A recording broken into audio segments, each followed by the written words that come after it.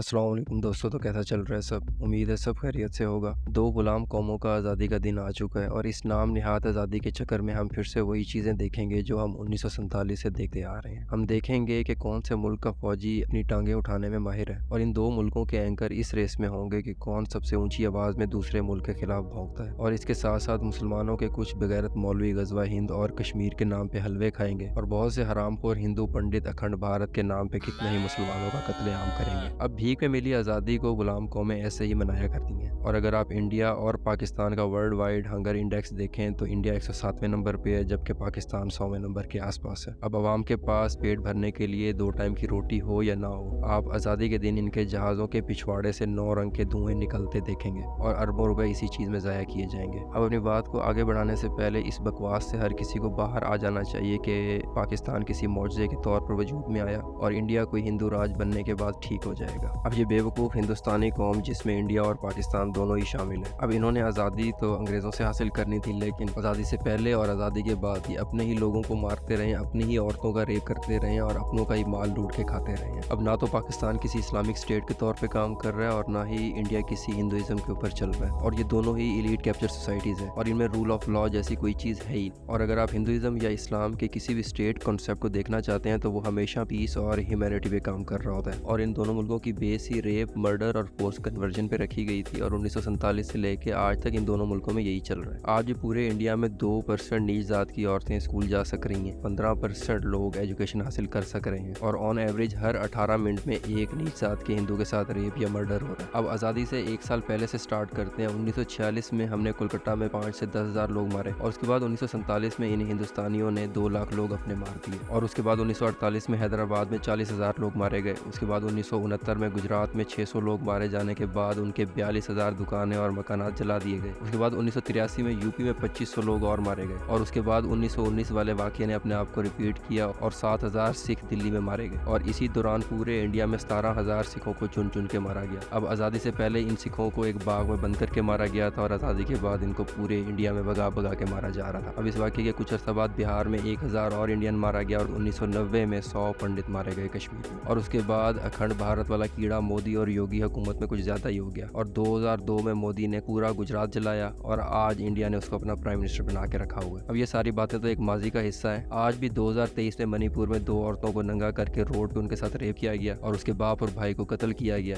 और आज भी इंडिया में जमहूरियत और आज़ादी के नाम पे अपने सीनों पे बैज लगाए जाएंगे। और अब असल मसला ये बिल्कुल नहीं है कि ये सब किसने किया। असल सवाल ये पैदा होता है कि आज़ादी के बाद ये सब कुछ इन दो मुल्कों में हो क्यों रहा है। और आज की डेट में इंडिया में इन सब की एक वजह गोदी मीडिया भी है और पाकिस्तान में इसकी वजह कुछ वर्दी वाले हुक्मरान हैं। और अब आते हैं पाकिस्तान की आज़ादी की तरफ। और आज़ादी के 1 साल के अंदर अंदर वो सारे लीडर इस कौम ने मार दिए जिनसे कोई अच्छे काम की उम्मीद थी, और जो थोड़े बहुत बच गए थे उन्हें या तो उम्र कैद की सज़ा हो गई या उनको गद्दार कह के उनको मार दिया गया। और जिनके बाप दादा अंग्रेज़ों के दलाल थे आज वो हुकूमत में बैठे हैं। आज की डेट में वो लोग किधर पाकिस्तान को स्टेबल करने के लिए पैसा दिया करते थे। वो सारे भावलपुर के और खैरपुर के नवाब, बलूचिस्तान के नवाब जो कि पाकिस्तान का हिस्सा बने थे, आज वो सारे गायब हैं और जो बच गए हैं उनको भी पता है अगर वो अपने हकूक़ की बात करेंगे तो उनके साथ वही होगा जो कि 1971 में बलोच कौम के साथ हुआ था। आज भी पश्तून और बलोच बहन बेटियां मिसिंग पर्सन के बोर्ड और कार्ड उठा के अदालतों के बाहर खड़ी होती हैं। आज भी पश्तूनों की बेटियां अपने आखिरी या अगलौते भाई की मैयत उठा के फिर रही होती हैं। अब खैर इनफरादी तौर पर इन दो मुल्कों में शायद आज़ादी हो, और ये आज़ादी भी तब तक रहती है जब तक आप अपने हकूक़ के लिए आवाज़ नहीं उठाते। और पाकिस्तान में तो 9 मई के वाक़यात के बाद ऐसा बिल भी पास हो गया है कि आप किसी भी इंसान को बगैर किसी FIR के, बगैर किसी केस के या किसी वारंट के आप उसको अगवा कर सकते हैं और उससे इन्वेस्टिगेशन भी कर सकते हैं। और अगर पाकिस्तान में ऐसा ही चलना है तो फिर अदालतों को वैसे ही बंद कर देना चाहिए। खैर इसको अगर कोई आज़ादी कहता है तो लानत है ऐसी आज़ादी पे और ऐसी डेमोक्रेसी पे और ऐसी डिक्टेटरशिप है। और अभी भी इन दोनों मुल्कों में ऐसे रूल चल रहे हैं जो कि ईस्ट इंडिया कंपनी और अंग्रेज़ राज ने कायम किए थे। और अब ऐसी बात भी नहीं है कि इन दो ममालिक में आज तक कोई अच्छी चीज़ हुई नहीं। अब ये दोनों ममालिक अल्लाह के हुक्म से एटमी पावर भी बन चुके हैं, और इसमें अफसोस की बात यह है कि आज तक उसी अंग्रेज़ के रूल पे हर चीज़ आपकी चल रही है।